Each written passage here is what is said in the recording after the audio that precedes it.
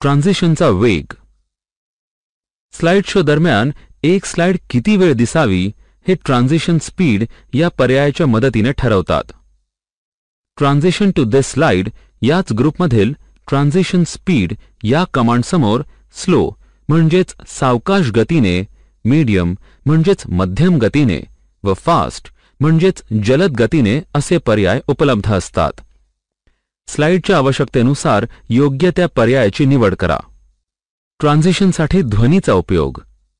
Slide show दरम्यान slide प्रदर्शित होत असताना इफेक्ट्समध्ये विशिष्ट ध्वनीचा समावेशही आपण करू शकतो. ट्रान्झिशन साऊंड कमांडमधील अप्लॉज, ॲरो, बॉम्ब या 19 ध्वनींपैकी योग्य त्या ध्वनीची निवड करावी. अदर साऊंड पर्यायाच्या सहाय्याने यादी व्यतिरिक्त ध्वनिफितीचा देखील समावेश करता येतो.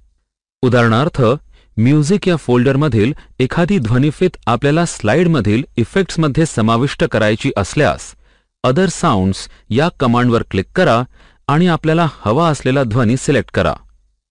तो ध्वनी त्या इफेक्टमध्ये आलेला असेल आणि प्रेझेंटेशन जेव्हा सुरू कराल तेव्हा तो ध्वनी इफेक्टसहित ऐकायला येईल. हे इफेक्ट सर्व स्लाइड्सना अप्लाय करणे. ट्रान्झिशन, ट्रान्झिशन स्पीड आणि ट्रान्झिशन साऊंड या पर्यायांद्वारे सादरीकरणातील विविध स्लाइड्सना निरनिराळे ट्रान्झिशन इफेक्ट्स देता येतील. परंतु व्यावसायिक सादरीकरणामध्ये शक्यतो एकाच प्रकारचे ट्रान्झिशन इफेक्ट दिले जातात. त्यासाठी सादरीकरणातील योग्य तो ट्रान्झिशन इफेक्ट, ट्रान्झिशन स्पीड आणि साऊंड यांची निवड करून अप्लाय टू ऑल या कमांडवर क्लिक करा.